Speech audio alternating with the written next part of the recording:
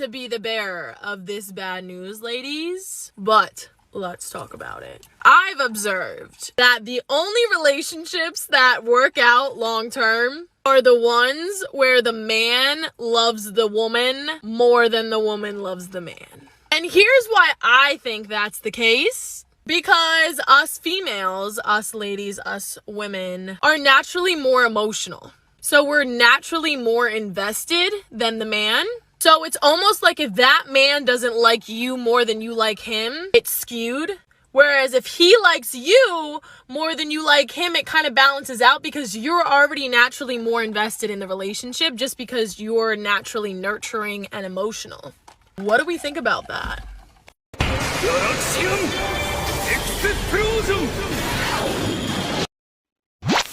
Say what you want, but situationships are fun, okay? I said it. They're tormenting, obviously, traumatizing, yes. When I'm at my lowest, I'm also low-key at my highest because I was trying to numb the pain. But a situationship, like having a guy that does not like you that much, like he likes you, but he doesn't like you that much, that's, oh my God, bring that topic to happy hour, spin, tornado, rampage, like it's so fun seeing if he checked your stories, updating your friends when he does literally nothing, and you're like, he still didn't text me back.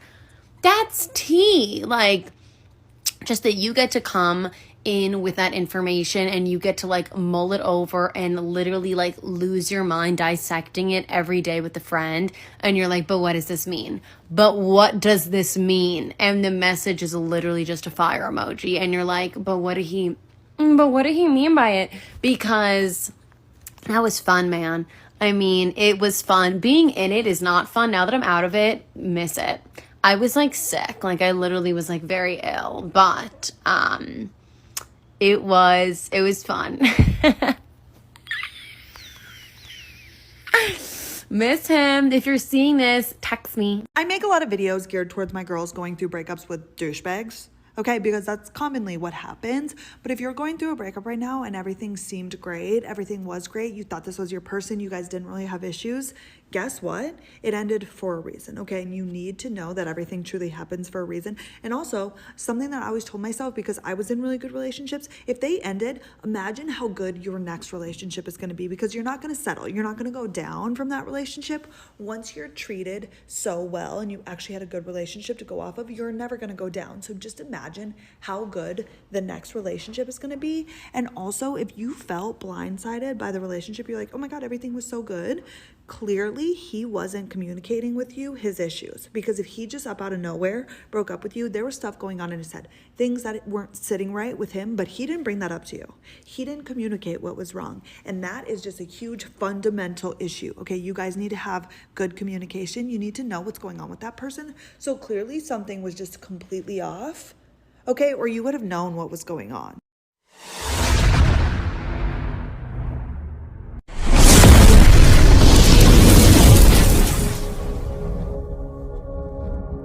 We do not want to be your number one priority. Despite what everybody thinks and everybody wants, we want that queen, that princess mentality. The underlying truth is that we like the attention, but we don't want to be your everything. You know what's hot? Is when you put yourself first and you prioritize you. So a lot of the time when women are going more after that bad boy figure, it's because they're not giving them the attention that they want and that they're seeking, making them hard to get. Now, over time, this becomes toxic in the long run. However, there is a really good balance to be had where you don't have to be selfish and but a healthy amount of putting your wants and your needs first, showing us that you have a healthy social life, that you care about the things that you do, that you care about the schedule that you follow. That is really, really hot. At the same time, when you find time for us, that time is much more valued. It's your brain's fault why you thrive in chaotic relationships and get bored with the good guys. You know that feeling you get when you see your crush or someone you really like? Well,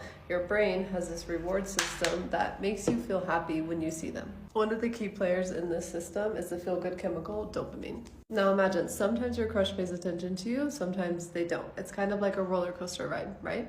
Sometimes you're really happy when they're nice or showing interest, but other times you might feel anxious when they're not as available. Your brain gets hooked on this roller coaster, associating the ups and downs with excitement and reward. And even though the anxiety is not great, your brain remembers the good times and wants more of those feel-good, exciting feelings. So when I talk about an anxious person being attracted to an avoidant, it's because they're caught up in this cycle of reward and excitement, even though the ride is not always smooth.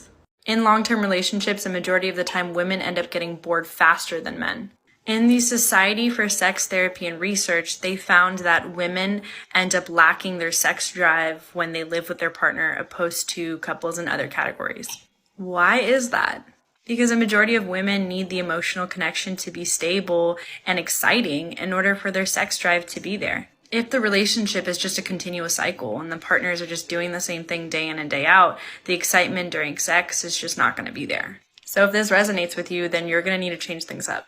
Number 1, work on things that you can do for yourself first, whether that's working out more, eating healthier, reading a book, and just getting out there. Because if you're not doing things to make yourself feel better aside from your partner, nothing they end up doing is going to be good enough. And number 2, do things to keep the relationship exciting. Go out more. Write little notes for them before they get up. Do something different. And that comes back, and I say all that to bring it full circle to the simping. The reason why a girl can't respect a simp is because a simp pedestalizes her. Yeah. And women know that they need a man who's superior to them. If you're simping on her and pedestalizing her, she automatically infers that she's better than you. And I tell guys, you know, all the feminists can get mad at me, whatever. You got to be better than your girl in every regard. You have to be superior to her. And not only that, you need to have other women. Oh my God, that's so controversial. No, because women only act right when they know they can be replaced.